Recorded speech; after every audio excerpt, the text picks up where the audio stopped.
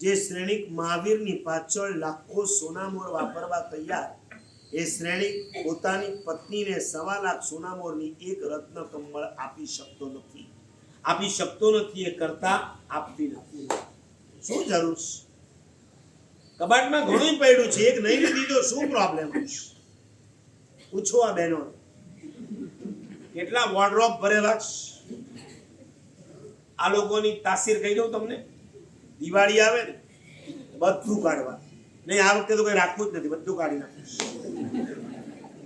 નક્કામે રાખીને ખોટી જગ્યા રોકાઈશ, પછી કાઢે, પછી આમ ખોલે ઘડી. અમારી ભાષામાં કહું તો પડી લેહણ શરૂ થાય. અમારે 14 ના જેમ પડી લેહણ કરવાનું ને, એમને દિવાળીએ પડી લેવાનું. પડી લેહણ કરે ના ના, આ તો કામનું છે, આ તો ખાલી 2 જ વાર વાપરું છું. અને પડી લેહણ થાય પછી ઘડી લેહણ થાય. આમ ઘડી વાળીને પાછું છે અંદર. આરામ છે એક ચીજ બહાર નીકળે.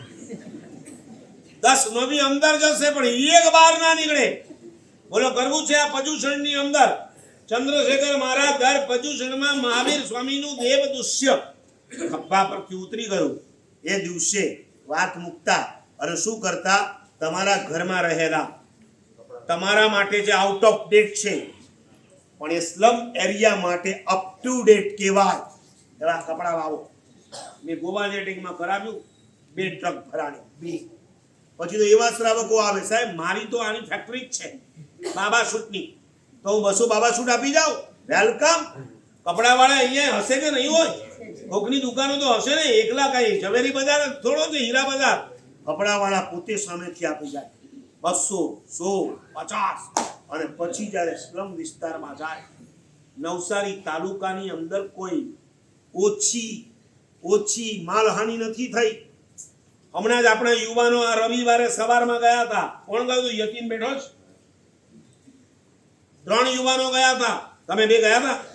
આ 3 યુવાનો અહીંના એક બીજા ભાઈની સાથે અમદાવાદના યુવાનોએ 70,000 રૂપીસ ભેગા કર્યા હતા. એમાંથી ડોલ, ટબલર અને બ્લેન્કેટ આ લઈ 50 થી 60 ઝૂંપડાઓમાં જઈ, ઝૂંપડા કહેવાય એને, બધા ઝૂંપડા સાફ થઈ ગયા હતા કે નતા થઈ ગયા? પાણી ભરાઈ ગયા. એમના પગ પાણીમાં રહીને બિચારાના કોહવાઈ ગયા હોય. એવા સમયે બિચારા નાગા પૂગા ફરતા હોય. ઓલાને તો પહેરવા કપડા છે છતાં ઉતારીને મારો બેટો ફોટા પડાવે છે. અને અહીંયા તો પહેરવા જ કપડા નથી. અને એને તમારા કપડા જો મળી જાય તો એનું તો વરસ નીકળી છે. કરવું છે હેમેન્દ્ર? ભાદરવા સુદ બીજ, ભગવાન મહાવીરના ઉપસર્ગો, એ દિવસે આપણે આ વાત મૂકવાની છે. તમારા ઘરમાં અત્યારથી રેડી કરજો. અમુક જણો તો બેનો એટલા રાજી થાય, આ વખતે આ સારા મહારાજ આવ્યા હો, આમ દિવાળી સુધી આપણા ઠેકાણા નથી પડતા. આ મહારાજ આવ્યા એટલે કચરો બધો, એટલે અહીંયા કચરો આપવા આવવાના છો તમે? ખબરદાર, જો કચરો આપવા આવ્યા, જો પકડાયા ને આખા ગામનો કચરો તમારા ઘરમાં મોકલી આપીશ. અનુકંપા જેવી તેવી સામગ્રીઓ એને પધરાવવાની નથી. મારું ઘર ખાલી નથી કરવાનું. હૃદયની અંદર એક લાગણી જોઈએ. મારી વાત એ છે, એ શ્રેણિક નંબર 2 માં ચિરણાને રાખી હતી, નંબર 1 માં કોને રાખ્યા હતા? આ જય શબ્દનો જરાક વિસ્તારથી અર્થ કરીએ તો ખબર પડે. જેને દુકાન બેઠી હોય, જેને મકાન બેઠું હોય, જેને ઘર બેઠું હોય, જેને પરિવાર બેઠો હોય, જેને પૈસો બેઠો હોય, જેને પદ બેઠું હોય, જેને પ્રતિષ્ઠા બેઠી હોય, બધું જ નંબર 1 માં. ભગવાન નંબર 2 માં હોય તો સારું.